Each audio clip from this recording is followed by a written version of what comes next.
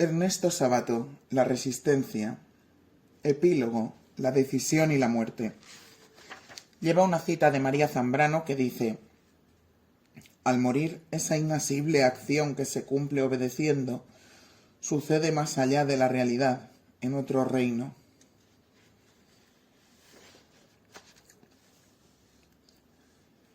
Cada hora del hombre es un lugar vivo de nuestra existencia que ocurre una sola vez, irreemplazable para siempre.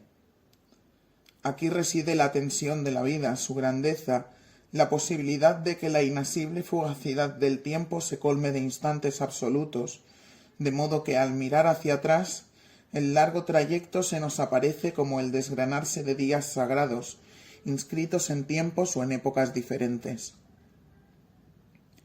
Detener la vida, su inefable transcurrir, no sólo es imposible, sino que de hacerlo caeríamos en la más negra de las depresiones. Los días nos pasarían carentes de toda trascendencia, nos sobrarían y podríamos desperdiciarlos banalmente, ya que nada esencial se jugaría en ellos. La vida del hombre se reduciría a la felicidad que pudiera acuñar, como si la más grande de las existencias fuese la que mejor se asemejase a un viaje de placer de un barco de lujo. Creo que lo esencial de la vida es la fidelidad a lo que uno cree su destino, que se revela en esos momentos decisivos, esos cruces de caminos que son difíciles de soportar, pero que nos abren a las grandes opciones. Son momentos muy graves porque la elección nos sobrepasa. Uno no ve hacia adelante ni hacia atrás, como si nos cubriese una niebla en la hora crucial o como si uno tuviera que elegir la carta decisiva de la existencia con los ojos cerrados. Algo de esto nos pasa hoy, cuando millones de personas comprendemos la urgencia que nos reclama y no atinamos a divisar la luz que nos oriente. Unidos en la entrega a los demás y en el deseo absoluto de un mundo más humano, resistamos. Esto bastará para esperar lo que la vida nos depare. Desde joven he vivido la zozobra de la libertad. He pasado momentos de angustia sin saber qué hacer, sin comprender qué resultaría de una elección grave frente a la cual, sin embargo, nunca pude evaluar con mesura los hechos. Me recuerdo como quien corriera un tramo por un sendero perdido y luego volviera la vista atrás sin hallar el dato definitivo que probara que aquel era un buen camino. Pendulaba a la deriva hasta el momento crucial en que me llegaba la decisión al alma y entonces avanzaba hacia ella cualesquiera fuesen las consecuencias. Los valores son los que nos orientan y presiden las grandes decisiones. Desgraciadamente, por las condiciones inhumanas del trabajo, por educación o por miedo, muchas personas no se atreven a decidir conforme a su vocación, conforme a ese llamado interior que el ser humano escucha en el silencio del alma. Y tampoco se arriesgan a equivocarse varias veces. Y sin embargo, la fidelidad a la vocación, ese misterioso llamado, es el fiel de la balanza donde se juega la existencia si uno ha tenido el privilegio de vivir en libertad. Hay momentos decisivos en la vida de los pueblos como en la de los hombres. Hoy estamos atravesando uno de ellos con todos los peligros que acarrean, pero toda desgracia tiene su fruto si el hombre es capaz de soportar el infortunio con grandeza, sin claudicar a sus valores.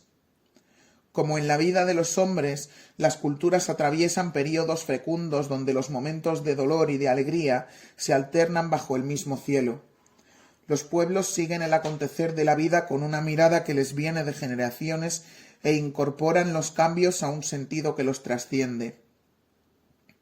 Este no es uno de esos momentos, por el contrario es un tiempo angustioso y decisivo, como lo fue el pasaje de los días imperiales de Roma al feudalismo o de la Edad Media al capitalismo, pero me atrevería a decir que es más grave porque es absoluto, ya que la vida misma del planeta está en juego. Nuestra cultura está mostrando signos inequívocos de la proximidad de su fin. Sin tregua se ve obligada a reinventar noticias, modas o nuevas variantes, porque nada de lo que extrae de sí es perdurable, fecundo o sanante. como cuando un enfermo está muy grave y el médico le receta algo nuevo cada día y la familia en su desesperación cambia de médico y de tratamientos. Así nos está pasando, confundimos noticia con novedad. Lo decisivo es no creer que todo seguirá igual y que este modo de vivir da para rato. La capacidad de convicción de nuestra civilización es casi inexistente y se concentra en convencer a la gente de las bondades de sus cachivaches, que por cientos de millones se ofrecen en el mercado, sin tener en cuenta la basura que se acumula hora a hora y que la tierra no puede asimilar. La globalización que tanta amargura me ha traído tiene su contrapartida. Ya no hay posibilidades para los pueblos ni para las personas de jugarse por sí mismos. Esta es una hora decisiva no para este o aquel país, sino para la tierra toda. Sobre nuestra generación pesa el destino. Es esta nuestra responsabilidad histórica. Estos tiempos modernos de Occidente, hoy en su fase final, otorgaron a los hombres una cultura que les dio amparo y orientación. Bajo su firmamento, los seres humanos atravesaron con euforia momentos de esplendor y sufrieron con entereza guerras y miserias atroces. Hoy con dificultad vamos aceptando su muerte, su necesario invierno, sabiendo que ha sido construida con los afanes de millones de hombres que han dedicado su vida, sus años, sus estudios, la totalidad de sus horas de trabajo y la sangre de todos los que cayeron, consentido o inútilmente para bien o para mal, durante 5 siglos.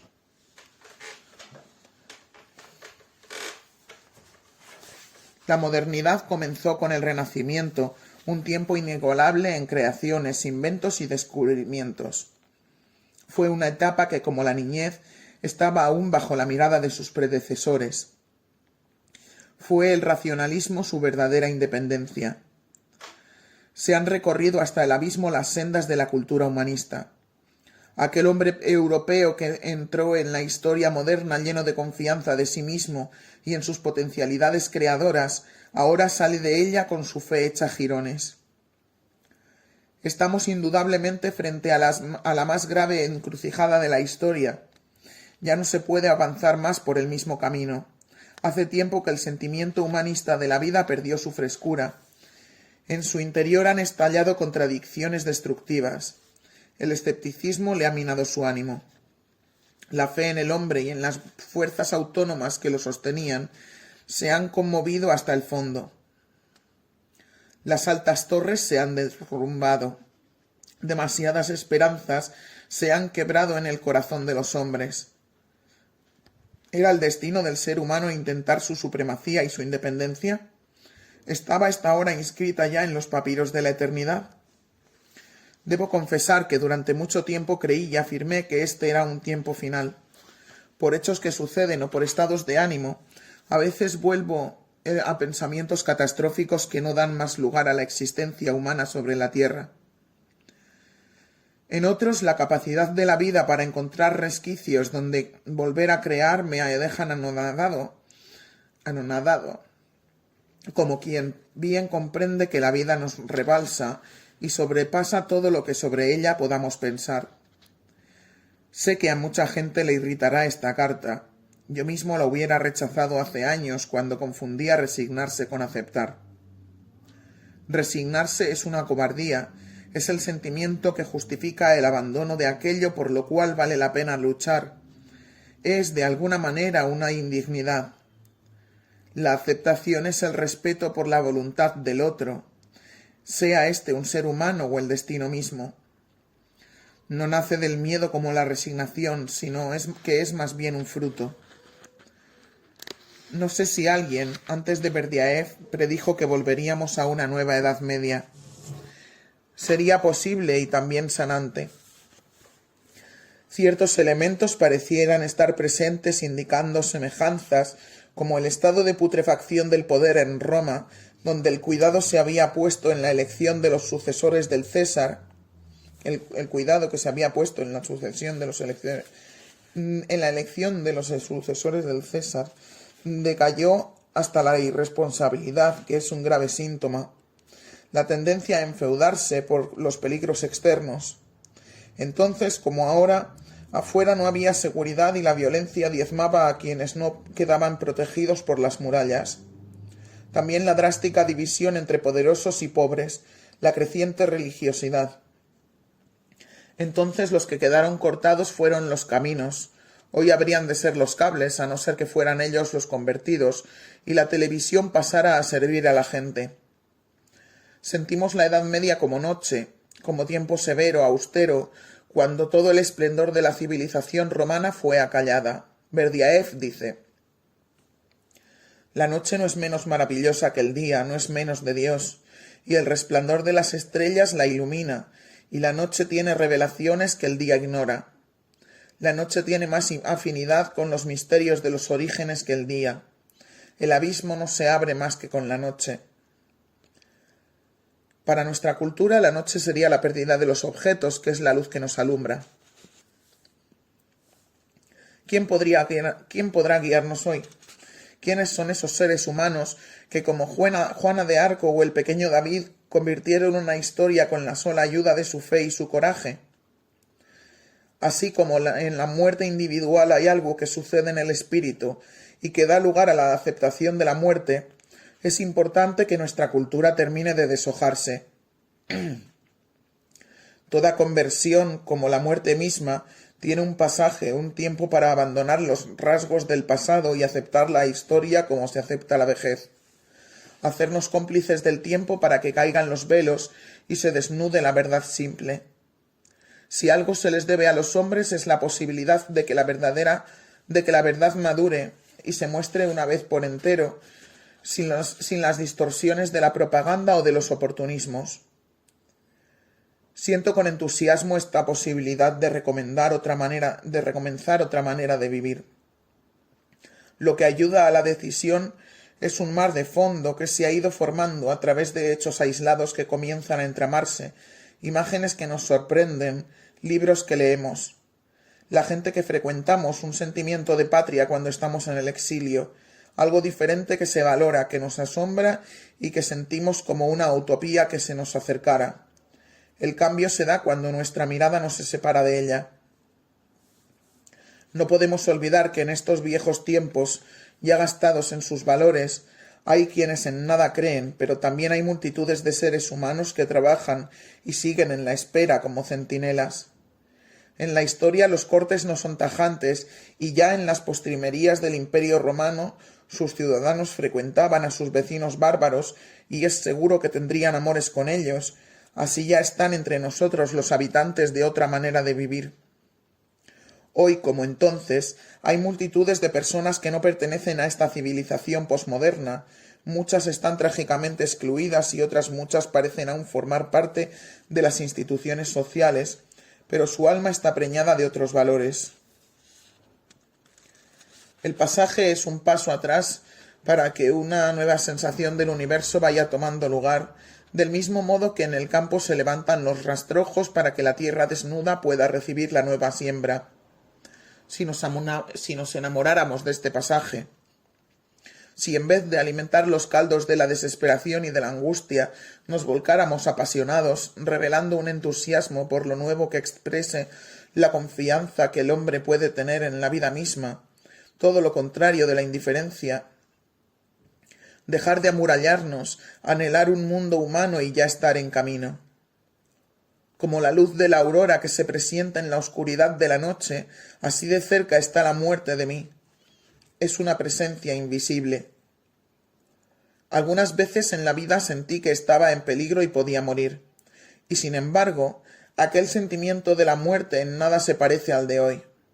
Entonces hubiera sido parte de mis luchas o de alguna circunstancia, un fracaso de mis proyectos. Podría haber muerto inesperadamente y no habría sido como hoy, en que la muerte me va tomando de a poco, cuando soy yo quien me voy inclinando hacia ella. Su llegada no será una tragedia como hubiese sido antes, pues la muerte no me arrebatará la vida. Ya hace tiempo que la estoy esperando. Hay días en que me invade la tristeza de morir y como si pudiera ser la muerte la engañada, me atrinchero en mi estudio y me pongo a pintar con frenesí, confiando en que ella no me arrebatará la vida mientras haya una obra sin terminar entre mis manos. como si la muerte pudiese entender mis razones y yo hacer de Penélope para detenerla. Cuando la gente me para por las calles para darme un beso, para abrazarme, o cuando voy a algún acto como en la feria del libro, donde una multitud durante horas me está esperando y me colma con su afecto, una invencible sensación de despedida me nubla el alma.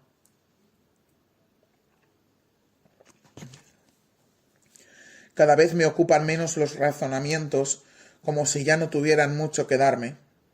Como bien dijo Kierkegaard, la fe comienza precisamente donde acaba la razón. Momentos en que navego sin preguntas mar adentro, no importan las lluvias ni los fríos. Y otros en que me amarro a viejas sabidurías esotéricas y encuentro calor en sus antiguas páginas como en las personas que me rodean y me cuidan. Me avergüenza pensar en los viejos que están solos, arrumbados rumiando el triste inventario de lo perdido. Antes la muerte era la demostración de la crueldad de la existencia, el hecho que empequeñecía y hasta ridiculizaba mis prometeicas luchas cotidianas, lo atroz. Solía decir que a la muerte me llevarían con el auxilio de la fuerza pública. Así expresaba mi decisión de luchar hasta el final, de no entregarme jamás. Pero ahora que la muerte está vecina, su cercanía me ha irradiado una comprensión que nunca tuve. En este atardecer de verano, la historia de lo vivido está delante de mí como si yaciera en mis manos, y hay horas en que los tiempos que creí malgastados tienen más luz que otros, que pensé sublimes. He olvidado grandes trechos de la vida, y en cambio palpitan todavía en mi mano los encuentros, los momentos de peligro y el nombre de quienes me han rescatado de las depresiones y amarguras. También el de ustedes que creen en mí, que han leído mis libros y que me ayudarán a morir.